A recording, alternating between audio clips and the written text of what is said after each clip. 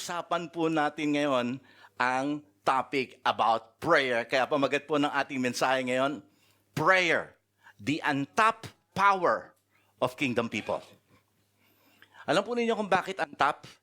Kasi untapped dahil marami pa rin mga kingdom people, mga believers, mga born-again believers, na hanggang ngayon, it seems like they are not really prospering in this power that is available for each and every one of you. Maraming mga Kristiyano o mga mananampalataya, hanggang ngayon, they are still controlled by their circumstances, by their bad situation. They are overwhelmed with their problems. They are defeated every now and then by temptation. That is what I call talagang hindi powerful living. Pero gusto ng Panginoon sa atin, for you to live in a powerful way. That's the reason why meron tayong vast resource ng power. And it can only be activated, it can only be unleashed when a kingdom person pray.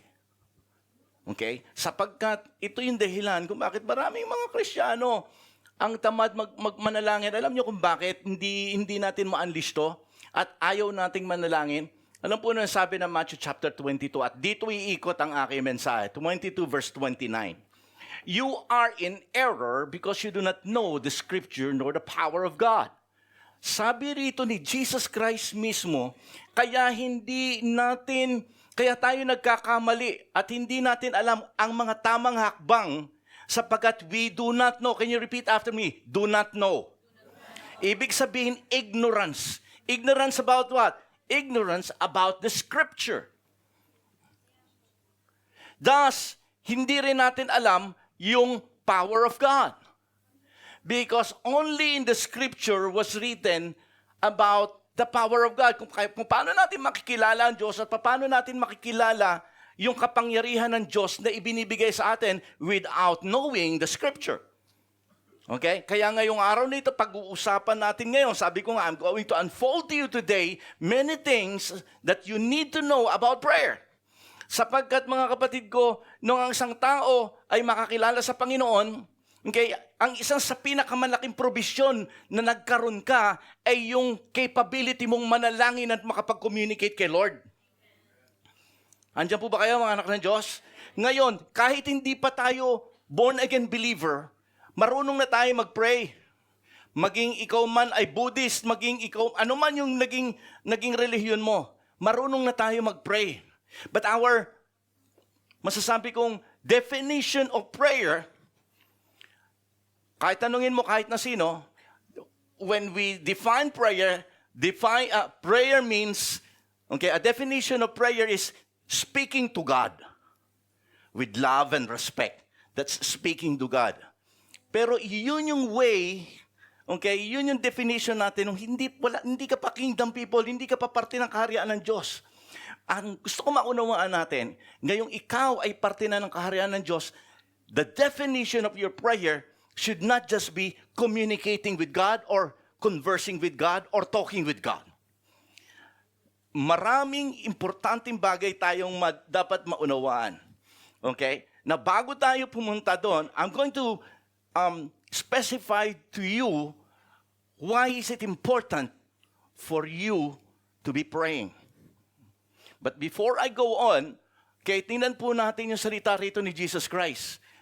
Medyo kanyang inano rito, no? He connects ignorance with powerlessness.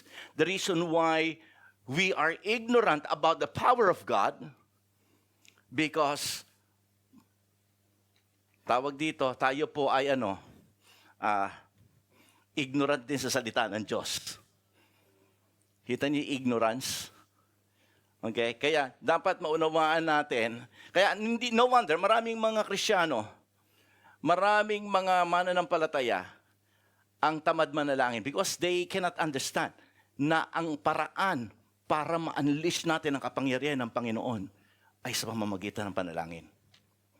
Okay? Now, let me be more specific to what I'm saying.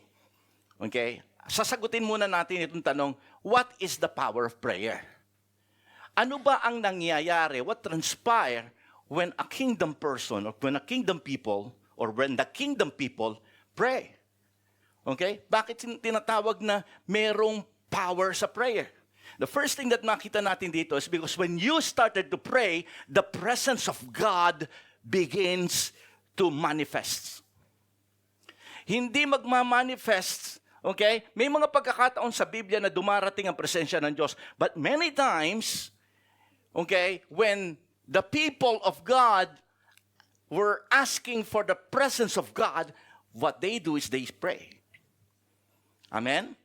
Sa buhay din natin ito, mga kapatid ko, importante ang presensya ng Diyos. Now, I'll give you one example. Moses was one of them. Moses was sent by God, okay, para tuligsain o buksain, okay, ang isang kaharian na napakalaki. Sabi niya gano'n, Lord, hindi ko kaya ito, importante yung presensya mo. Sabi po niya ron, Exodus chapter 33, verse 15. Then Moses said to him, nang kausap niya rito si Yahweh, if your presence does not go with us, do not send us up from here. He was now stating, sabi ni Moses, that, Lord, ang pinaka-importante sa akin, yung presensya mo. Kapag ang presensya mo ay nasa akin, kahit saan mo kami dalhin, handa kami. Kayo ba, handa ba kayo sa, gusto nyo ba o kailangan nyo bang presensya ng Diyos? Okay? May mga problema ba kayong dinadaanan? Kung may problema kayo, mga sitwasyon kayong dinadaanan, kailangan natin ng presensya ng Diyos, kagaya ni Moses. But, kung makikita po ninyo yung verse 14, here, he was praying, he was talking to God. Okay? At para sa kanya, napaka-importante ng presensya ng Diyos. At ang paraan lamang para ang presensya ng Diyos ay sumama sa kanila when they started to communicate with God. Okay? Kapag tayo po, ang mga anak ng Diyos, kasi minsan, kita nyo nga sabi, kaya hindi natin nagagawa, hindi natin nakukuha yung power of God. Because of what? Ignorance. Because we do not know. Balikan natin, baka para ma-refresh kayo. Kita ninyo? Because you do not know. Pakiulit po natin. Because you do not know. Okay? Kaya maraming tao, maraming Kristiyano ang ayaw manalangin, tamad manalangin, because we do not know. The reason why we cannot activate the power of God is because we do not know. That's why, balikan natin ngayon. Okay? Pagka ikaw ay talagang nanalangin, if the kingdom people start to pray, the presence of God appears. That's one thing. Second, okay, sabi nga ng James, okay? Balikan natin dito, sorry. Number 2 pala, sorry. Number 2, kapag ka nanalangin ka, okay, these things happen as well. It activates divine intervention. Can you imagine that? Kapag ka nanalangin ka, ang Diyos kikilos, mag-i-intervene ang Diyos, makikialam ang Diyos sa nangyayari sa buhay mo. Kapag ka nanalangin ka, can you see the power of God working? But it doesn't happen when you do not pray. Sabi po ng John chapter 14:14, malinaw po, you can ask me for anything in my name, and I will do it. God will surely speak to you when you ask, when you call upon His name. Alam po ninyo, kapag ka ikaw, nung sabi ko nga kanina, nung tayo po hindi pa kingdom people, when we were not yet a part of God's kingdom, when you were not yet a born-again believer, we pray, yes. But our way of prayer is just to communicate with God, to converse with God. That's all there was. Pero ngayon, hindi na. Ikaw ay level up na according to what we're talking right now. What I'm saying right now. Level up ka na. Ngayong ikaw ay anak na ng Diyos. Ngayong ikaw ay may relasyon na sa hari. Ngayong ikaw ay parte na ng kaharian ng Diyos. Na ngayong ikaw ay tinatanggap mo, you are a kingdom people. Ang prayer sa iyo ay hindi lang pakikipag-usap sa Diyos. Ito yung dahilan, minsan kaya tayo ayaw manalangin eh. Kasi ayoko makipag-usap sa Diyos kasi parang I do not feel worthy about it. About myself. Ayoko makipag-communicate dahil may ganito, dahil ganito. Ang sabi ng pinag-uusapan natin ngayon, kapag ka ikaw ay parte na ng kaharian ng Diyos, your prayer is not just conversing. Your prayer is like touching heaven, changing earth. Ibig sabihin, you can now speak to the King of Kings and the Lord of Lords. And then asking Him, Lord, to intervene in my present situation. Not only for my present situation, but you can also pray for the situation that's been going on. Sa Iraq, sa Iran, sa Amerika.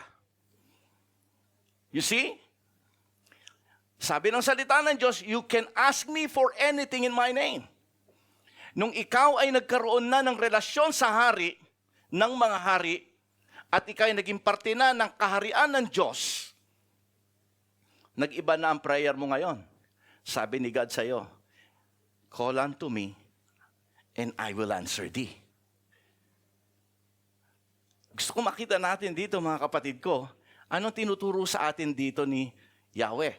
Ang tinuturo niya sa atin dito is that now, dahil meron tayong relasyon, ang komunikasyon natin ay mas malapitan na, mas intimate na. Okay? Hindi ka na kinakailangan pang manalangin pa sa mga santo, sa mga kung sino-sinong banal na tao. Okay? Para yung panalangin mo ay dadaan mo sa kanila dahil sila yung mas malapit sa Diyos. Okay? Para humingi. Hindi ka naman nanalangin sa kanila. Can you see the wrong way of prayer before? Okay? Dito, may intindihan na natin ngayon. Pagka may kailangan ka, sabi ng Jeremiah 33:3, you call unto me. Hindi niya sinabing, and the answering machine will answer you. And the angels will answer you. Ang sabi niya ganon, call unto me, and I myself, will answer you. Hindi lang yon, sabi niya, pagka humingi ka sa akin, may kasunod na kagad siya. And I will show you great and mighty things, which thou knowest not. Marami pa akong pwedeng ipakita sa inyo. Marami pa akong bagay na kamanghamanghang hindi nyo pa nakikita, ipapakita ko sa inyo. Magpapakilala pa ako sa inyo. That's Jeremiah 33:3. This is the kind of prayer, this is the kind of thing that can only be activated when a kingdom people pray. Maraming pagkakataon sana. Okay? Nasasayang natin yung panahon na binibigay sa atin ng Panginoon. We should be living in victory. We should be living in, alam po ninyo, in a good way of living. Hindi ko sinasabi ang good way of living, mayaman ka o wala kang problema. Hindi. You should be living in joy despite of the problems that you are experiencing. That is what I call living in victory. Kasi ang power, that God's divine power is available only for you. And you are the only one who can tap it. Ikaw lang ang makakakonekta doon. Ikaw lang ang makakapag-plug in. Okay? Sa ating, sa kapangyarihan ng Diyos natin ito. Okay? Maraming mga Kristiyano, nakakaligtaan nilang isipin na ang kapangyarihang ito ay handa sa iyo ngayon. Maraming mga Kristiyano, alam niyo, parang isang bagong bahay, kumpleto sa koneksyon ng kuryente. Okay? Mayroong current na nanggagaling sa Meralco. Okay? At naka-on yung breaker, pero nabubuhay sila sa madilim na paligid. Alam niyo kung bakit? Kasi hindi naka-switch on yung switch. Okay? At alam niyo kung ano yung switch na yon? That is prayer. When a kingdom people start to pray, you're putting on the lights na available ngayon sa iyo. Dapat maraming mga Kristiyano hanggang ngayon nagbubuhay sa kadiliman. Samantalang pwede ka namang mamuhay sa kaliwanagan. Mayroong available na power sa iyo. Pero bakit hindi mo ginagawa? Bakit hindi mo na-switch on? You know why? Again, you do not know. Amen? Ignorance. Alright? So, tandaan natin, binigyan na tayo, kinumpleto na si Yahweh, si God. Anong ginawa niya? He has provided you the power. Christ has given you the authority. And the Holy Spirit is already living in you. So ano pang kulang? Isa na lang kulang. Manalangin ka na. Alam po ninyo kapag ang mga anak ng Diyos na nalangin, delikado ka. Alright? Isa kang dangerous person sa mata ng kaaway. Kapag ka naumpisahan mo ng manalangin, okay? Hindi ka delikado. Hindi ka mapanganib kapag ka hindi ka marunong lumuhod sa harapan ng Diyos. Satan is not afraid of you. But when you started to bend your knees, start to communicate with God with authority. Hindi yung conversing, Hindi yung communicating. You pray to God because you know the scripture. You know your authority. You know your identity. You know the promises. Then you will have that confidence. Lord, sa akin to. Inaangkin ko to, Panginoon. Kailangan ko ng tagumpay ngayon. Even if the people will say no. Even if the doctor will say no. Even if the expert of this world will say no. Once you know the scripture. Kaya nga, balikan ko yung sinabi ni Jesus Christ, you do not know. That's why you are in error. Okay? So kapag ka nag-pray ka, tandaan mo, you're now activating God to intervene in your situation. Wow! Palakpakan muna natin si Lord dyan, You see? You're now inviting, through your prayer, you're inviting God to step into your situation. Touching heaven and changing earth. Hallelujah. Number 3, when you pray, ito ang power ng prayer mo. You now begin to exercise spiritual authority. Okay? Sabi ni James, submit yourself therefore to God. Resist the devil, and he will flee from you. How can you resist the devil? Why will the enemy, this devil, and Satan will flee from you? Because you are submitted. Okay? Therefore, and you cannot say you're submitted to God without really communicating with God. Okay? Hindi ko pwedeng sabihin ako ay submitted sa hari, okay, ng Japan kung wala akong komunikasyon sa kanya, kung wala akong relasyon na maayos sa kanya. Okay? Now, prayer, my friend, is important here. Okay? Kasi when you started to pray, you're now enforcing victory over your enemy. Itong sinabi ko kanina, yung intervention ng Diyos, okay, yung pagkilos ng Diyos sa sitwasyon mo, now, yung magkakaroon ka ngayon because you know the Word of God, kapag ka nanalangin ka, things will change in your situation. That's the power of prayer. And fourth one, when you pray, okay, hindi lang babaguhin ni Lord yung sitwasyon, babaguhin niya mismo ang pakiramdam mo if you truly pray the right prayer. Mamaya, tuturo ko sa inyo, how can we pray the right prayer? Pero gusto ko lang maunawaan natin dito, kapag ikaw talaga ay nanalangin and God sees that everything in your life is acceptable before His eyes, ang nangyayari, babaguhin ng Diyos ang iyong buhay. Muna. And there's a woman in the Old Testament. He was praying hard. She was praying hard. She was in prayer and fasting. She was praying bitterly kasi baog siya, hindi siya pwedeng magkaanak. Okay? And at one time, sa sobrang pag-iiyak niya, siya po ay napagkamalan pang lasing, okay, ng head priest. At nung siya'y nanalangin, okay, something happened. Ito'y walang iba kundi yung nanay ni Samuel na si Hannah. Ito po ang sabi niya, 1 Samuel chapter 1 verse 18. So the woman went her way, pagkatapos niyang manalangin, okay, she went her way, she did it, and her countenance were no more sad. Pagkatapos niyang manalangin sa Panginoong Diyos, alam po ninyo nangyari, nagbago yung kanyang nagbago yung mukha niya, nagbago yung kanyang pakiramdam. Ang nangyari po, ang feeling niya, the burden, yung heaviness na nasa kanya were lifted up. Her hope were restored, naibalik.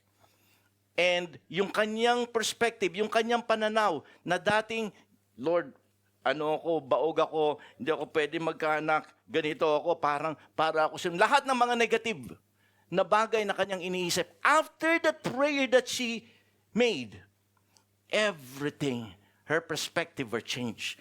Naging positive siya. Tingnan po ninyo, remember, she was in fasting. When she get up from prayer, she ate, and hindi na siya muling naging malulungkutin, nag-iba na yung kanyang muka. Okay? That if you're really praying the right prayer. Okay? Sometimes, alam po ninyo, minsan, bago sagutin ni Lord yung panalangin natin, bago niya baguhin ang sitwasyon mo, babaguhin ka muna niya. Amen? At ito ay nangyayari when you pray the right prayer. When you pray, something is happening, something powerful is happening when a kingdom people pray. Number 5, when you pray, when the kingdom people pray, it produces breakthrough and manifestation. Okay? Tandaan natin itong lahat na sinasabi ko, these are all overlapping. Yung activation, yung intervention ng Panginoon. Pagka nag-intervene siya, ano mangyayari? When you keep on praying, you will finally go to a breakthrough. Okay? At kapag nagkaroon ka ng breakthrough, makikita mo rin how the Lord will manifest Himself to your situation. At alam po ninyo, isang bagay lang ang gusto kong makita natin dito when we pray, okay, doon lang talaga kikilos ang Diyos. There are some situation in our lives na minsan kahit hindi ka nagpe-pray, kikilos ang Diyos. But there are important situation in your lives that you need to pray for. You need to open your mouth. You need to go in front of God. You need to behold God face to face. Spend time in praying, okay, with authority as kingdom people, as part of the citizen of kingdom of God. And you will begin to open your mouth and say, God, kailangan ko po nito. Okay? Sapagkat tayong mga anak ng Diyos, hindi tayo magpe-pray nang hindi ito ayon sa kalooban ng Panginoon at hindi ito para sa kapurihan niya. Okay? Many times, kinakailangan nating makita ito. Hindi ka dapat mahiya. Hindi ka dapat mag-agam-agam sa iyong panalangin. Nandiyan ba kayo? Okay? Don't hesitate to pray. Don't even doubt in your prayers. Sometimes we think, kaya hindi ako nagpe-pray kasi hindi ako magaling magsalita. Baka hindi ako maintindihan ni Lord. Ulitin ko mga kapatid ko, wala sa ganda ng pananalita mo ang prayer. Okay? Naintindihan ng Diyos ang prayer mo pa kahit paghaluin mo yung Nihongo tsaka Tagalog at Bisaya. Maiintindihan ng Panginoon yan. Kahit bulol ka, maintindihan ng Lord. Maaring kami hindi namin maintindihan yung sinasabi mo. Okay? Maaring maguluhan kami dahil kung saan-saan mo nilalagay yung mga sentences mo. Pero kay Lord, naintindihan niya lahat yan. Okay?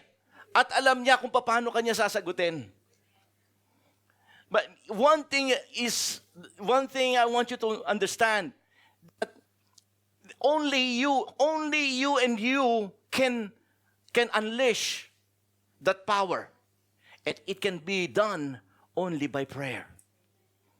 Now, ang tanong ngayon, bakit ang mga Kristiyano, bakit hindi tayo masyadong inclined sa prayer? O bakit may mga pagkakataon na tinatamad tayong manalangin? Ang tawag ko dito, mga power blockers. It blocks the power of God to flow and to work in your lives. Okay? Una, okay? Sorry. Why are many kingdom people fail to access God's power? First, they do not see the value of prayer. Remember? Because you do not know the scripture. Okay? Ang nakakalungkot, nagbabasa tayo ng Biblia, pero dahil kulang pa rin tayo sa kaalaman, okay, sa pagbabasa ng Biblia, kaya para sa atin, ang panalangin ay parang panalangin lang. Parang, alam ko, nagpe-pray tayo. Wala namang Kristiyanong hindi nagpe-pray. Wala namang mananampalataya na hindi nagpe-pray. But we pray, okay, but we think of prayer as optional, not essential. Okay, nagpe-pray tayo, pero para sa atin, it's just an extra activity. It's just a religious routine na dapat kong gawin. Okay? Palibhasa, dapat nating sisihin yung ating dating pananampalataya. Kasi para sa atin, ang panalangin natin noon, napaka-boring. Tama? Paulit-ulit, sagutan pa. Okay? May calculator pa, kinakailangan sakto, 10. Okay? I mean, look at this. No wonder, tayo mga Pilipino, isa sa pinakatamad manalangin. Pero ang mga Japanese, ang mga Thailander, nako, okay sila magdamag, maghapon, magpe-pray. Yun yung strength nila eh. Tayo mga Pilipino, hindi natin strength yan eh. Makita mo nga yung isa, nananalangin lang, 2 minuto lang, parang yung isa, parang tagal naman. Di ba? Hindi tayo inclined manalangin. Eh, lalo pa. Okay? Lalo pa kung wala kang alam sa salita ng Diyos. You will not really value prayer. Remember when I said, ngayong ikaw ay kingdom people na, your prayer is in a different level. It's no longer just conversing with God. It's about talking to God and allowing God to intervene in your present situation. Okay? There is something powerful that's been going on when you start to open your mouth and say, Lord, I call. Kaya mismong yung bossing natin ang sasagot sa'yo. Direct contact, direct communication. Mismong yung telepono ng Diyos na hawak niya, ang alam mo kung paano ito i-activate at kausapin. Wow. Meron kang telepono, personal phone ni Lord. Ba't di mo ginagamit? Kung ikaw ba ay mayroong, mayroon kang kapatid, na kung kapatid mo na ito ay, wag na natin sabihin presidente, general na lang. Okay? Siguro sa tweet-tweet tawagan mo siya. Sa tweet-tweet pag may problema ka, bang. Nahuli ka lang, bang. May nangyari lang na konti, bang. May nakaaway ka lang, sasabihin mo, kapatid ko yung general doon. Imagine that. Parati mong gagamitin yon. Pero bakit hindi natin magamit-gamit ngayon? Okay? Kasi we do not really see the value of prayer. Luke chapter 10:41. Si Martha po, tingnan po ninyo. Kasi nagtatrabaho siya. Trabaho siya ng trabaho. Okay? Ito ang sabi niya, nagsumbong siya kay Jesus Christ. Ang sabi niya gano'n, Jesus, pwede ba sabihan mo itong si Mary? Na tumulong sa akin, pagod na ako. Nandyan lang siya simula nang dumating ka. Kinakausap, ikaw na lang kinausap na kita. Hindi na ako tinulungan. Na maghiwa man lang ng sibuyas para maipakain ako sa'yo. Look at the word of Jesus here. Martha, Martha, Thou art careful and troubled about many things. Verse 42, but one thing is needed, and Mary had chosen the good part. Jesus Christ came into their house. Anong ginawa ni Mary? Ni Martha muna, naghanda para kay Jesus. Si Mary, anong ginawa niya? She took that opportunity, the presence of Jesus, and she kept on communicating with Jesus. Sumagot si Jesus, ano sabi niya ganun? Mary had chosen the good part. Marami sa atin, oo, may ministry tayo. Oo, meron tayong mga ginagawa sa church. There's nothing wrong about it. Pero minsan, sa sobrang busy natin sa kingdom, nakakalimutan natin na magbigay ng panahon saan? Sobra-sobra ang laki ng panahon mo sa kingdom, pero sa king wala.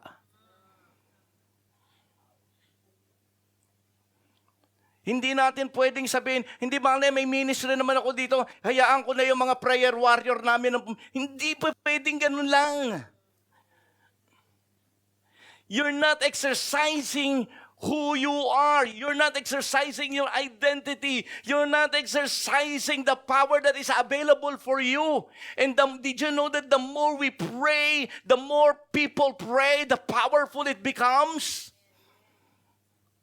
There's a problem during the time of Chronicles. And you know what Yahweh said? If my people who are called by my name shall humble themselves and pray. You see? It was Yahweh speaking to His people. When you pray, something happens. Something will happen. Palibhasa, yung mga nangyayari sa mundo, malayo tayo. Malayo tayo sa Qatar, malayo tayo sa Iran, at sa Amerika. Malayo rin tayo sa Israel. Okay? Palagay ko, pagka nagpabagsak na rito ng bomba dito sa bandang Tokyo, palagay ko, lahat tayo, we will humble ourselves and pray. Okay? I mean, kahit dyan sa Holland, kung nagpabagsak na ang Iran dyan sa inyo dyan, siguradong you will humble yourselves and pray. Siguradong lahat tayo, mag-pray tayo lahat, dali! You see? Ulitin ko, it's good to serve. It's good to do things for the glory of God. Nothing wrong about it. Pero kung sobra ang panahon mo dyan at kulang ka sa panalangin, kulang ka sa panahon mo sa Lord, then think again. Jesus Christ rebuked Martha. Hindi sinabi ni Jesus Christ na mali ang ginagawa ni Martha, but sabi ni Jesus Christ, Mary had chosen the good part. My friend, there's a good part. And that good part speaks about prayer. Andyan ba tayo, mga anak ng Diyos? Palakpakan po natin ating Panginoon dyan. You see, you do not pray to God. You do not come to God when you are just in need. Tandaan natin, napaka-importante ng panalangin. When your prayer loses its value, it loses its place in your Christian life. Importante po yan, mga kapatid ko. So that's the one power blocker. Number 2 power blocker is the revelation. Okay? Kapag ka ikaw ay kulang sa revelasyon, kulang sa salita ng Diyos, alam mo sinabi natin kanina, sinabi ni Jesus Christ, you are in error because you do not know. Okay? Ang tandaan natin, revelation only comes from the Word of God. And when there is revelation, you become hungry. But when there's no revelation, okay, you become indifferent. Walang pakialam. Kasi pagka lang ang banal na spirito, ang salita ng Diyos ay nagre-reveal sa iyo, nagbabasa ka, anong gagawin mo? Isisik mo yung ginagawa, yung sinasabi ng salita ng Diyos. Lalo na kung yung binabasa mo ay nangungusap sa iyo, ay naku, kinunbi ka ng Holy Spirit dahil nagbasa ka nun, gagawin ko to. Okay? Kikilos ako. Because you do not fully understand the Word of God, marami ka nakakaligtaan sa buhay mo. You do not know who you are in Christ. You do not know how to use the authority that the kingdom of God has given you. Thus, you're not using the power. Yun po ang mga nagiging problema dyan. So, kinakailangan tayo po ay manalangin. Kasi kung ganon, ito yung mga power blockers. Pangatlong power blocker. Okay? Na dapat sana meron ka. Bakit hindi mo na-activate yung kapangyarihan niya? Bakit hindi ka nananalangin? Sometimes we rely on our own strength instead of God. Tama po ba, mga kapatid ko? Okay? Hindi naman sa nananalangin, hindi tayo nananalangin. Naniniwala ako lahat tayo nananalangin. Hindi naman dahil sa nire-reject natin si Lord, kaya hindi ka masyadong nananalangin. But sometimes we feel like we are capable of handling our own problems, our own selves. Sometimes, ang tao, kahit mga mananampalataya na, okay, kaya hindi tayo masyadong nananalangin because we are more dependent on our experience, on our intelligence, on our resources, on our connection, bago tayo manalangin sa Panginoon. Tandaan ninyo, kapag ka naging self-reliant ka na hindi ko naman kailangan si Lord ngayon. Okay? Kahit sa maliit na bagay, hindi ka nananalangin, hindi mo hiningi sa Panginoon, hindi ka nagiging dependent sa Kanya. Remember that self-reliance is a silent enemy. Okay? Of prayer. It's a silent enemy. Gusto ko malaman natin dito na bilang mga anak ng Diyos na kailangan mong parating nananalangin sapagkat kapag ka hindi ka nananalangin, you're not really activating and tapping that vast power that is available for you. Sayang, ang dami ng pagkakataon na dapat inaapakan mo ang sitwasyon mo. Dapat you are an overcomer. Pero bakit hanggang ngayon you are defeated? Maybe because nagkukulang tayo sa prayer. Amen? Pang-apat na power blocker. They have wrong motives and misunderstand prayer. Kaya hindi tayo nananalangin tayo, pero bakit hindi tayo talaga ganon nananalangin? Okay? Sapagkat nananalangin ka, pero hindi sinasagot ng Diyos yung prayer mo. Kaya eventually, umayaw ka ng manalangin doon. Nawalan ka na ng tiwalang manalangin. Pero alam po ninyo mga kapatid ko, okay? Gusto ko maunawaan natin na si Lord, hindi lang siya interesado to what you are asking, interesado rin siya to why you are asking. Interesado siya sa motibo mo, bakit mo hinihingi yan? Hindi lang yung anong hinihingi mo. Sabi ni James, chapter 4, verse 3. Look at this. When you ask, you do not receive. Bakit hindi daw tayo nakakatanggap sa mga prayers natin? Kingdom people ako. You know why? Because you ask with wrong motives. You see?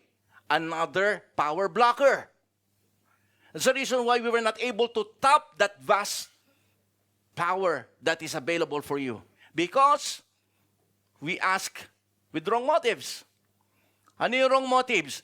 Hihingi ka that you may spend what you get on your pleasure. Alright?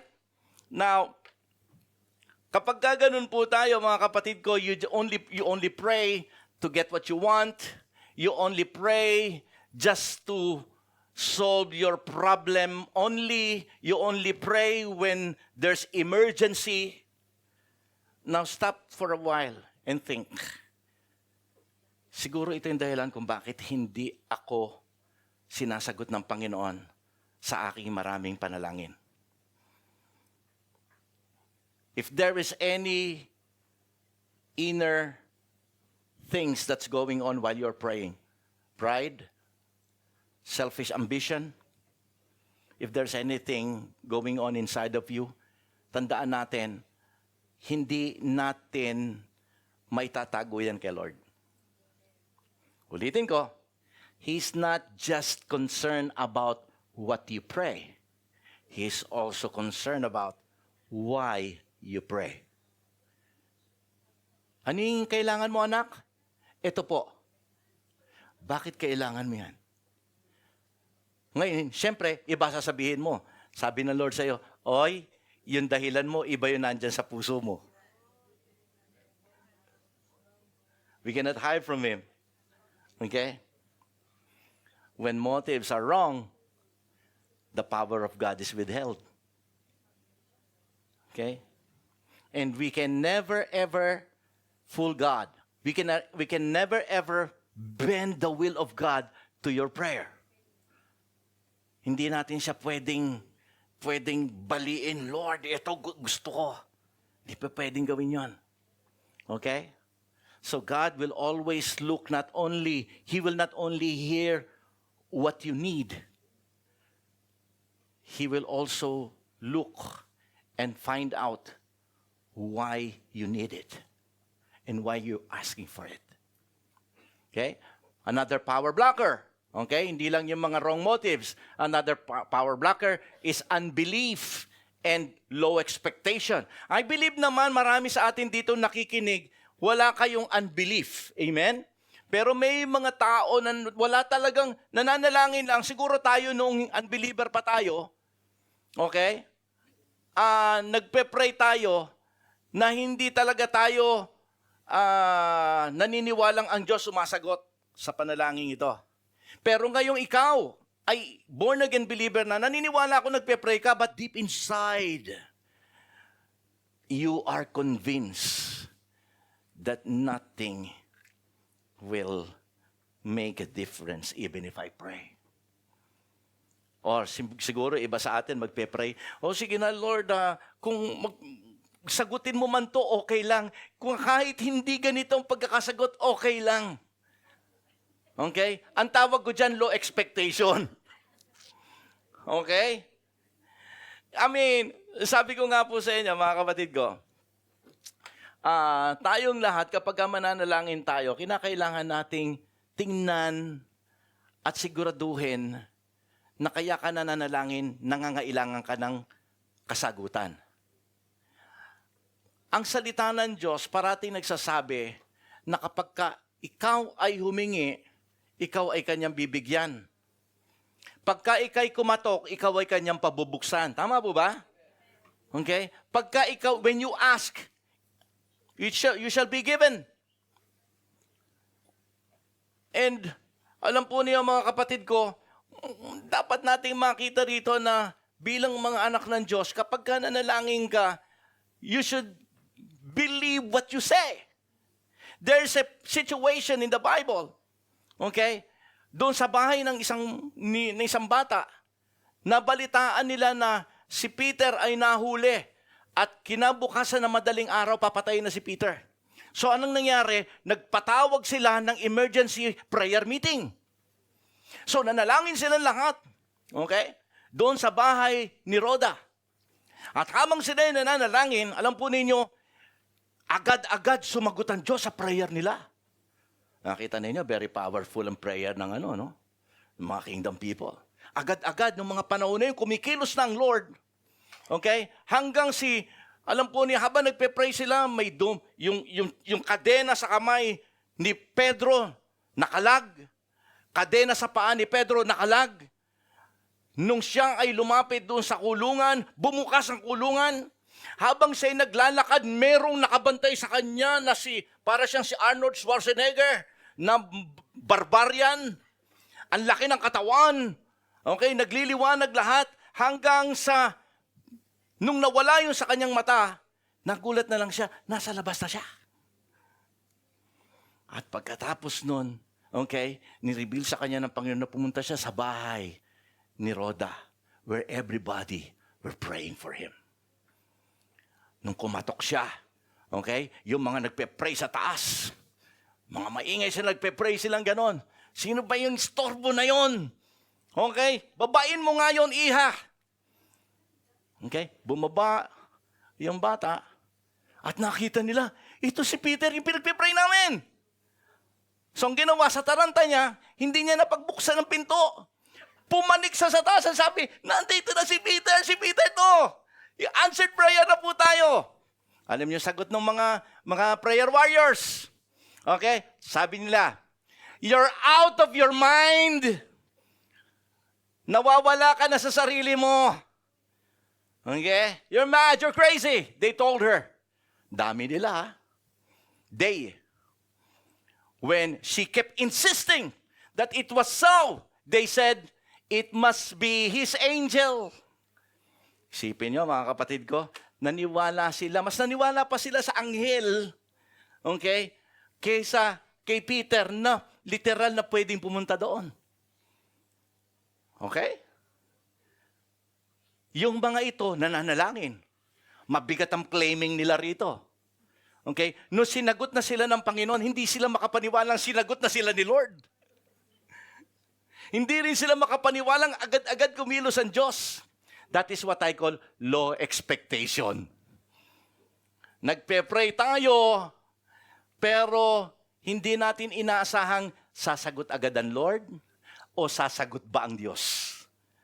Because if they have high expectation, if they know that God is an answering God, once na yung bata pumapanik, nagsisisigaw, oh, nandito na si Peter, and sabi na salita ng Diyos, she kept insisting that it was Peter.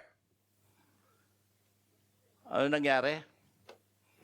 Sabi nila, hindi mo kami maloloko, Day. Okay? Baka nakita mo, anghel lang niya yun, hindi si Peter yon. See? Ano nangyayari kapag may low expectation tayo? Hindi natin na-appreciate minsan yung bagay na ginagawa ng Panginoon sa buhay mo. Kumikilos na siya, hindi pa rin tayo naniniwala at hindi natin nakikita. Okay? Ito ang another power blocker. Buti na lang, nung nakita nila, if you will continue to the story, nakita nila it was indeed Peter. It was a big lesson to all of them. That never ever doubt your prayer. Never ever doubt the God that you're praying to. May palakpakan po natin si Lord dyan. Okay? So, ang ibig sabihin ng para lang yung nagtanim ka. Pero nagtanim ka nga, pero hindi ka naman nag-expect ng bunga. Huwag ka nila magtanim. Tama po ba? Kahit ganun ng prayer. Nagpe-pray ka nga, pero hindi ka naman nag-expect ng kasagutan. Huwag ka nila mag-pray. Pareho lang yun. Okay? Now, pang-anim. Another pang-anim na power blocker is when you lack persistence and you give up too soon. Meron bang tayong mga tao rito? Nananalangin ka nga, pero ang dali mong mag-quit. Okay? When there's a delay, you quit. When there's no visible result, you quit. When you see that your situation still unchanged, you quit. Madali kang tumaliko, madali kang Pero gusto ko maunawaan po ninyo, sa prayer, okay? Sa prayer, kaya kadalasan hindi sumasagot kagad ang Diyos because we are working with a God who believes in process. He often works through process. Although there are instant result once in a while, kagaya nung nangyari dito sa mga prayer warrior sa bahay ni Rhoda, but sometimes God will test us from time because God is working on. He is now trying to develop our faith. Kaya sometimes ang Diyos kumikilos at sumasagot ng hindi agad-agad. He is now making our faith become stronger. Sometimes gusto niyang mas lalo pang lumaki ang pagdepende natin sa Kanya. Lalo tayong kakapit, the more na nagiging mabigat ang sitwasyon. At kapag mabigat ang sitwasyon at lalo tayong kumakapit, ano nagiging resulta? It deepens our relationship with Him. Kasi nagiging constant ang communication natin. Okay? At habang tayo ay naghihintay, huwag kang mag-alala. Because God will always be there to strengthen you. Papalakasin ka niya hanggang dumating yung panahon na ikaw ay makatawag dito talagang marating mo yung biyaya ng Panginoon sa buhay mo. Do not ever give up easily. Tandaan natin mga kapatid ko, do not misinterpret delay as denial. Amen? Marami sa atin, we think that once ang Diyos ay hindi sumasagot, denial na yun. No, that's just a delay. Do not give up that easy. Huwag tayong makagaya ng isang lalaki na naghuhukay siya. Hukay siya ng hukay, nauuhaw siya. Okay? Pero malalim na yung nahuhukay niya, pero wala pa ring tubig. Okay? That person gave up. Hindi niya alam ilang inches na lang tubig na yung makukuha niya. Kung nagtiyaga lang siya ng kaunti pa, kinakailangan natin ng persistence. Do not give up too soon. Prayers like that, it works like that. Okay? Importante sa Panginoon yung proseso. Gagamitin ng Diyos. Yes, there is power in your prayer, but kadalasan ginagamit ito ng Diyos to fine-tune our relationship with Him, to fine-tune our faith, to process us. Amen? Another one. Kaya nga po sabi po ng 1 Thessalonians 5:17, you pray without ceasing. This is the reason why sinabi ito ni Pablo. Pray without, hindi ibig sabihin nun, hindi natitigil ang iyong bibig sa kakapanalangin. Because prayer is a lifestyle. It's not just communication. Prayer is a lifestyle.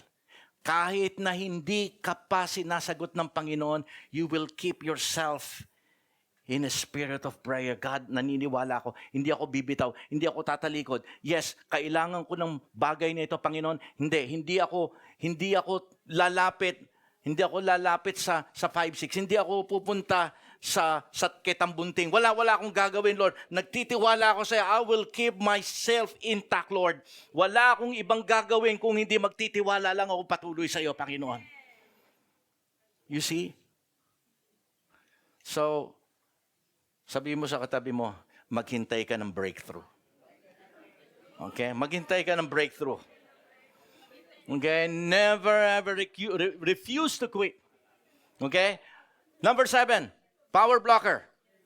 Okay? Kaya hindi natin natatap yung power na yon na sinasabi, presence of God, yung intervention ng Panginoon, okay? Yung mga bagay na importante para magkaroon tayo ng katagumpayan dito sa buhay natin ito, hindi nangyayari because sometimes, hindi dahil sa hindi ka nananalangin.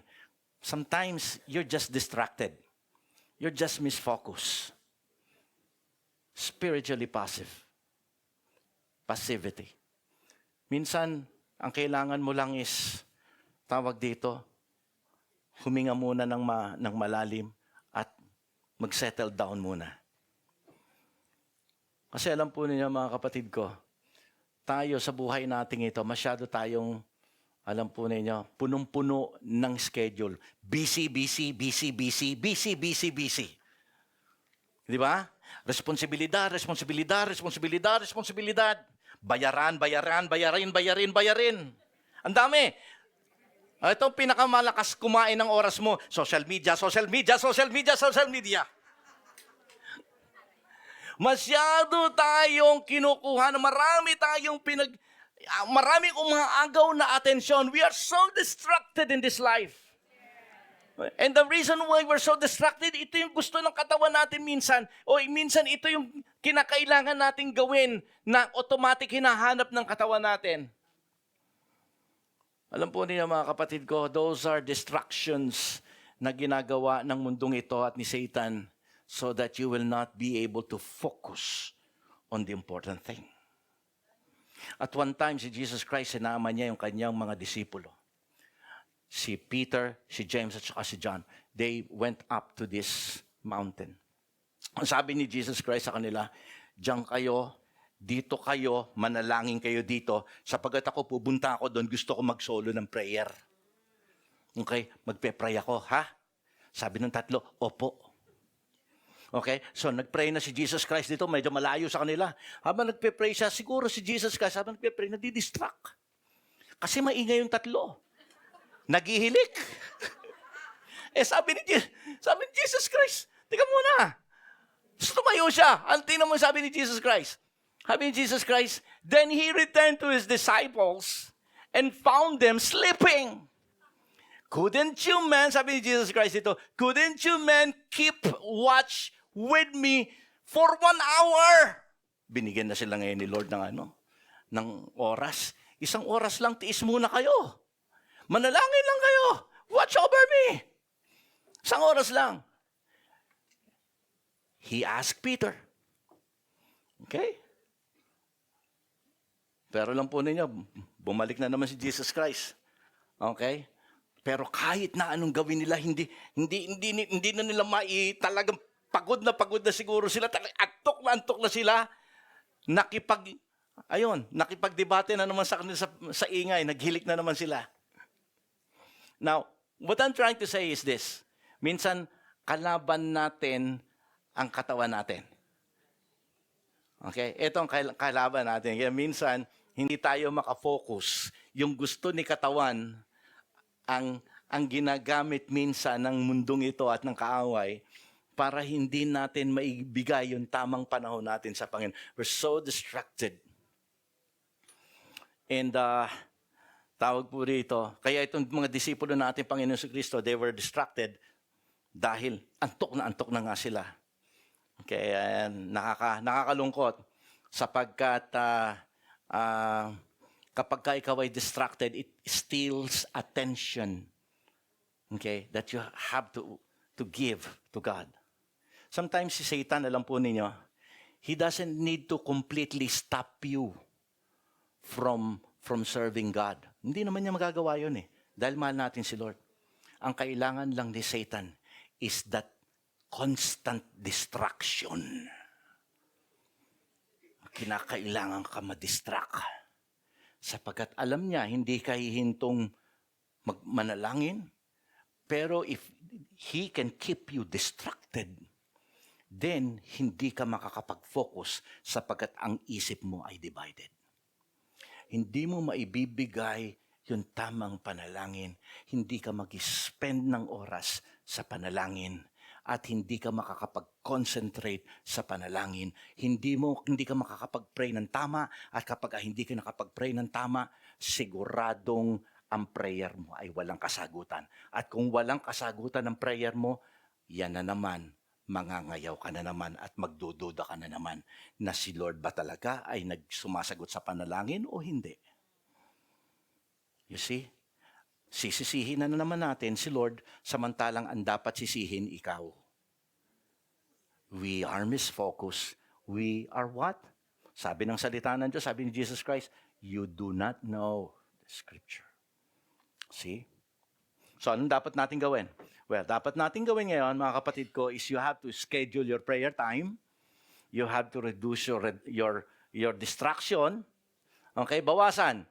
Kung masyadong kinukuha ng social media yung oras mo, kung 2 oras at kalahati kang nasa social media sa buong araw, kalahating oras na lang tanggalin mo yung 2. Then start to give more time in prayer. Okay? Ngayon, kung halimbawa, Miyerkules prayer meeting, I'm not saying doon sa mga malalayo, okay lang na yung mga malalayo, pero at least kahit once a month, okay, you try to join the prayer meeting. Okay? Try to give time in prayer. Sapagkat tandaan po natin, mga kapatid ko, sobrang makapangyarihan ng panalangin when we are praying together. Naalala ninyo? It can change the whole country. Kumbaga yung pakiramdam ng Diyos, kung galit ang Diyos at handa siyang parusahan ng isang bansa, kapag ka ang mga anak ng Diyos ay nagsama-samang manalangin, if my people will humble themselves and pray, ano sabi ng salita ng Diyos? I will hear them from heaven. You see? You see the power of corporate prayer. Okay? Importante yon. Huwag yung, ay, nakakatuwa naman yung namin, prayer warrior namin, dumadami na sila. Alam mo, pagka sumama ka doon, mas dadami sila.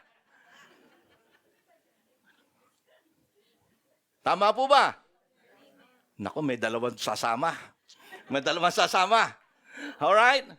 Ang gusto ko makita natin dito, mga kapatid ko, kaya wag natin baliwalain ang importansya ng panalangin. Your prayer can change the situation.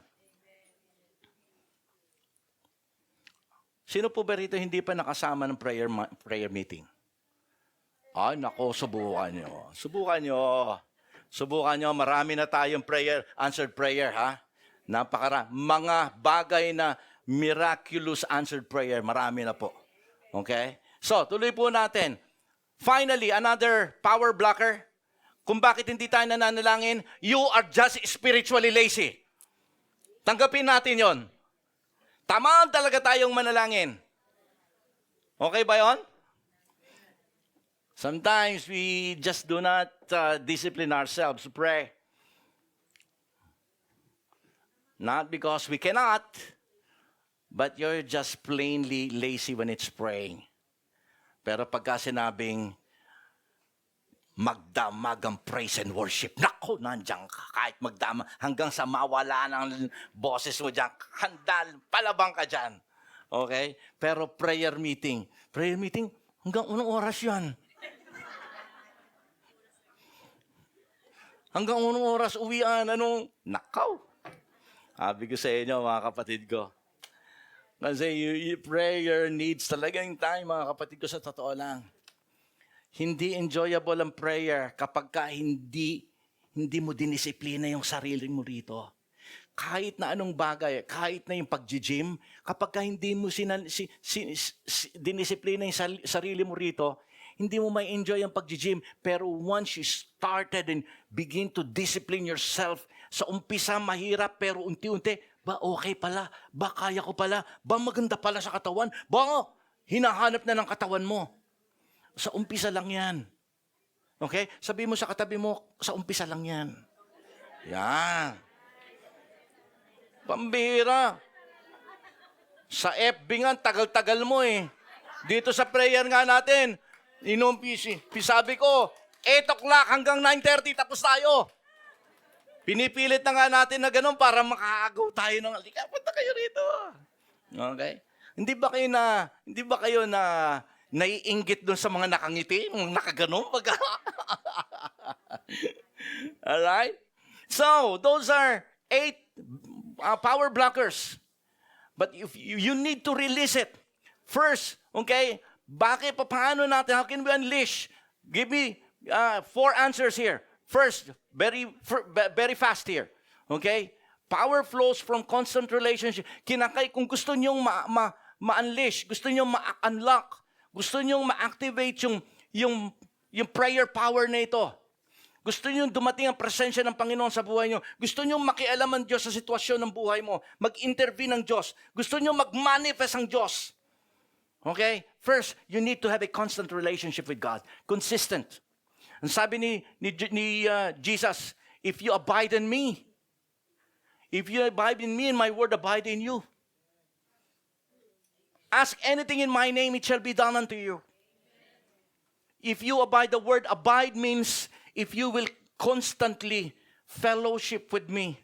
Abide means if you will constantly commune with me.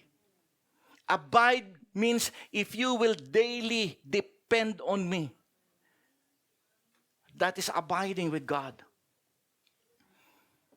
Kapag ang Christian life mo or ang prayer mo ay, alam po niyo, walang abiding, yung prayer mo magiging mechanical na lang. Sa umaga, Lord, late na ako, kaya kinakailangan, Lord, sandali lang ito.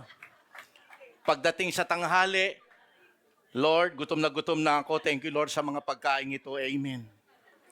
Sa gabi, Lord, maghapon pagod na pagod ako, thank you, Lord, in Jesus' name, amen. Mechanical sa umaga. Hindi nyo ba naisip? Di ba sabi ng Jeremiah 33:3, call unto me and I will answer thee. Nung sinabi mong, Lord, alam mo, tumatakbo pa lang si Lord sa telepono. Pagbuksan ni Lord, amen na. Ang bilis. Sabi ni Lord, hindi bale baka sa umaga, baka abutan ko.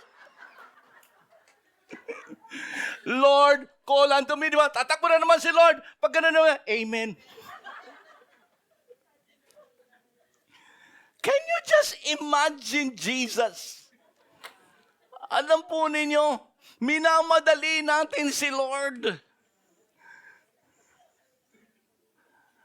Okay lang yun, naintindihan ni Lord John kung may mga sitwasyon na gano'n, na pagod ka, naintindihan ni Lord John na malilate ka na. Pero kung araw-araw gano'n naman ang ginagawa mo kay Lord, ano ba naman yan?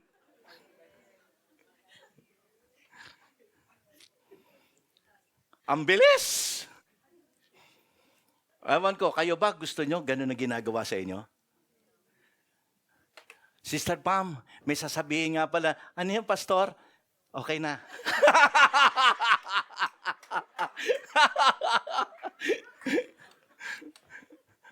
Alam po niyo, nakakatawa, pero this is true, right? Okay? Kinakailangan natin yan. Okay, next. You need to, in order for you to unload prayer, it's not just constant prayer and constant communication with God or constant relationship with God. Kinakailangan natin maintindihan yung prayer natin is a channel. It's a pipe. That every time you're praying, God starts to release His kingdom power. Hindi nangyayari yon ng tawag dito na hindi ka na-empower kapag hindi ka nagpe-pray. Every time napansin niyo si Jesus Christ, parati siya nagpe-pray. Because He was 100% man. He needed encouragement and empowerment from the Holy Spirit. That's why He asked the Father. Kapag ka nanghihina siya, alam po ninyo, nananalangin siya. Yung mga panahon na nandoon siya sa Garden of Gethsemane at nakikita na niya yung mangyayari sa kanya. Pahihirapan siya ng todo. Mamamatay siya. He asked the Father to strengthen him. And the Holy Spirit worked when he needed it. He was empowered by God. Alam po ninyo, that's when things happen upon you when you pray. That is the perfect time where the kingdom will release its power through you. Not when you not open your mouth, but when you started to pray and open your mouth, that's when the power of the kingdom flows. That's the reason why when you pray, sabi ko sa inyo mga kapatid ko, you're so dangerous. Kapag ka nakikita ni Satan that you're now beginning to bend your knee, starting to call upon the name of God, natatakot na siya. Because that's the time where God moves upon us. God will take action. Whenever Jesus Christ spoke to the Father, whenever Paul, Peter, and John spoke to our God, that's when things happen. Bago niya paramihin yung tinapay at saka yung isda, anong ginawa ni Jesus Christ? He asked God's intervention. Dito ipinakita sa atin ng Panginoon. He went here to show us how we can exercise the power that we already have today. Sabi ni Jesus Christ in Matthew chapter 14, verse 12, sabi niya ganun, greater things you will do more than I did. Why? Because Jesus Christ only came here to show us the way.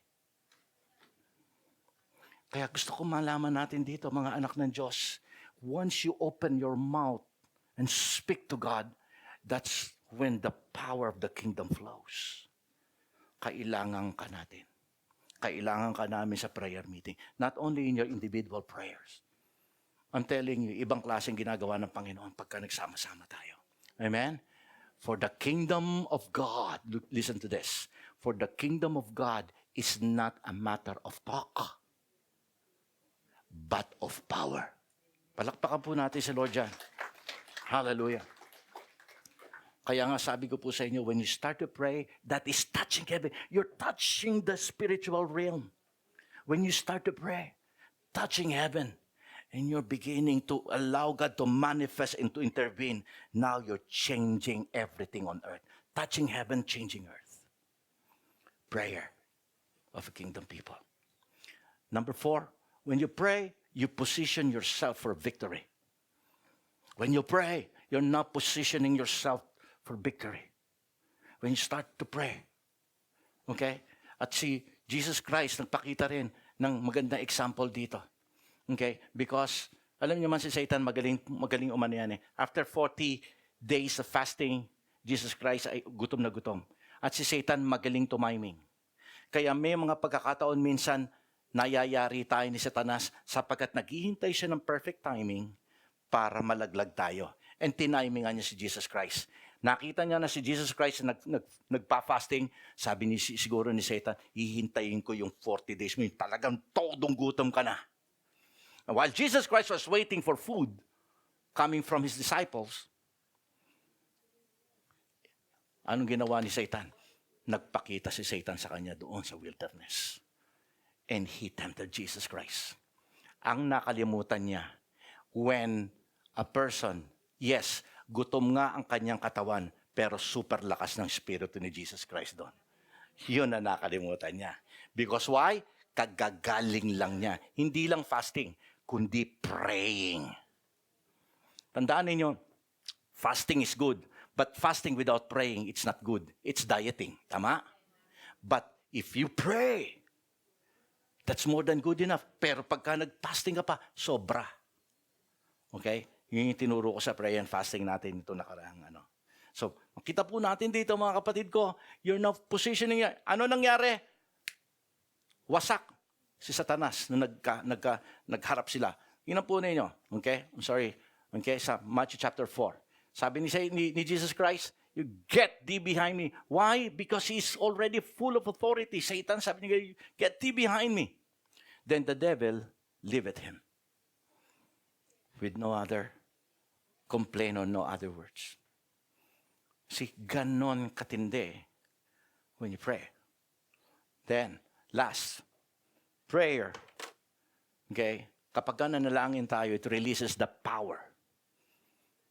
Lalo na, ito ni sinasabi ko kanina, kapag ka nakikita ni Lord sa prayer mo, nandiyon yung persistency mo, nandiyan yung pure, yung godliness mo, at saka yung pure motive, and you are aligned with God, God will surely answer your prayer.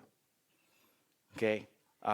Malinaw po rito, mga kapatid ko, na kapag ka ikaw ay nasa aligned, ang ating buhay, ang prayer po natin ay sobrang effective at accurate.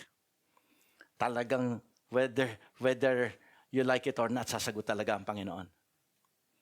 Minsan may mga pagkakataon tayo, nagpe-pray tayo, hindi ka aware or unaware ka na talagang ayos na ayos yung ayos na ayos ka sa mata ng Diyos. Simpleng bagay lang yung inatter mo sa Panginoon and just boom, sinagot kagad ng Panginoon. You're not just aware of it, pero sa mata ng Diyos, you're very, very worthy to receive that answered prayer.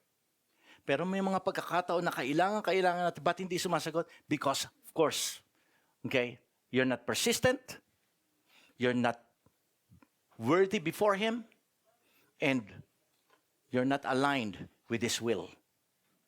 Amen?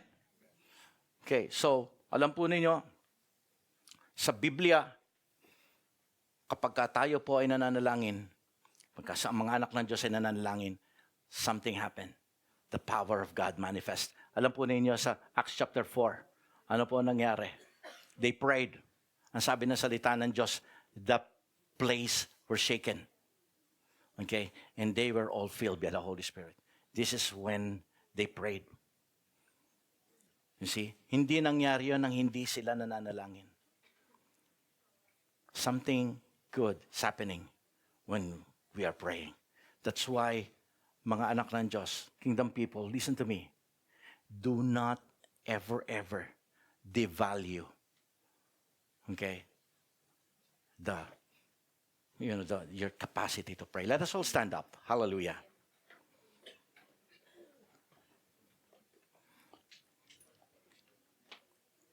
Alam po ninyo, bawat isa sa atin dito, as a child of God, as a kingdom believer, kagaya na sabi ko kanina, you are like a house. You are fully wired. Kompleto lahat ng mga wirings dyan. God has given you the power. May current flowing sa buhay mo.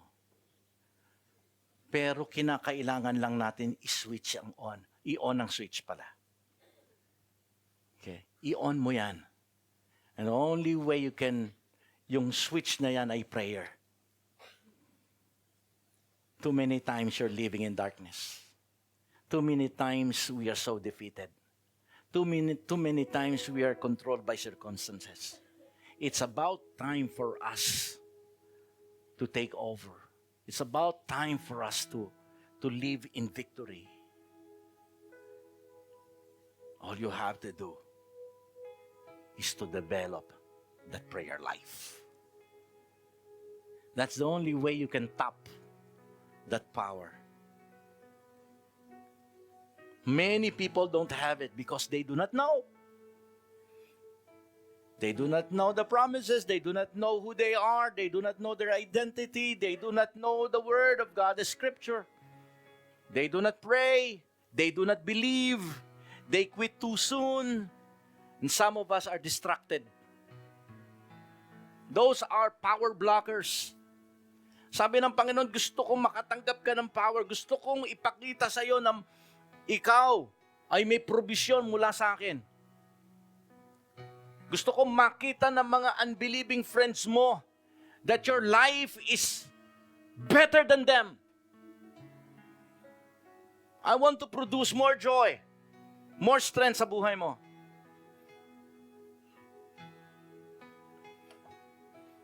It's time for us to switch on.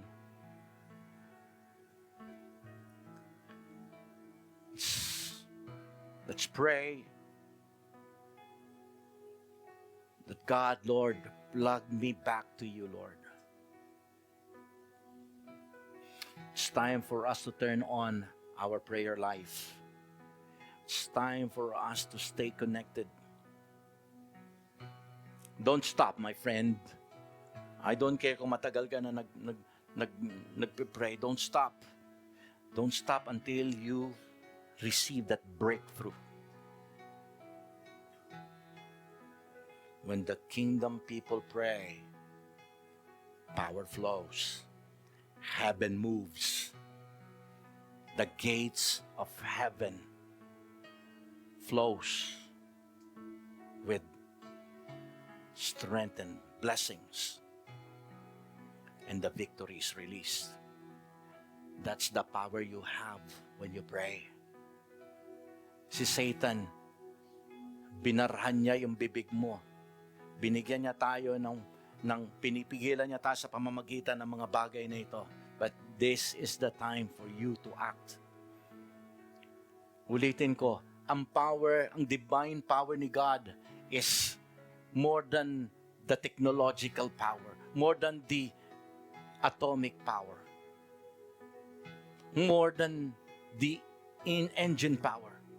Lahat ng ito ay magkakapusin pero hindi ang Diyos. Never siyang kakapusin sa pangangailangan natin. Hallelujah. So today, let us all lift our hands. Hallelujah. Kingdom people, I want you to understand that God loves you so much. He loves you so much that He wants you to live with victory, with joy, with confidence, with affirmation. Panginoon, sa oras na ito, kung nakita niyo man ang aming mga puso, ang aming mga buhay, Lord, na tunay na nagkulang, Panginoon, sa aming pananalangin. Today, Father, we ask you Hallelujah. Alam naming, Lord, ngayon, we are going to be a threat. We know, God, hallelujah, na marami palang bagay ang naaagaw at nananakaw ng dyablo dahil hindi kami nananalangin. Now we know, Lord, we know how to tap that power from the kingdom of God. E sa oras na ito, Diyos, salamat sapagat ngayon, Panginoon, we will discipline ourselves in prayer. Thank you so much, Lord.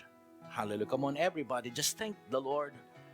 Pasalamatan natin siya because He has provided us such enormous power na ngayon, alam mong dala-dala mo ito. Panginoon, sa iyo ang papuri sa pangalan ni Jesus.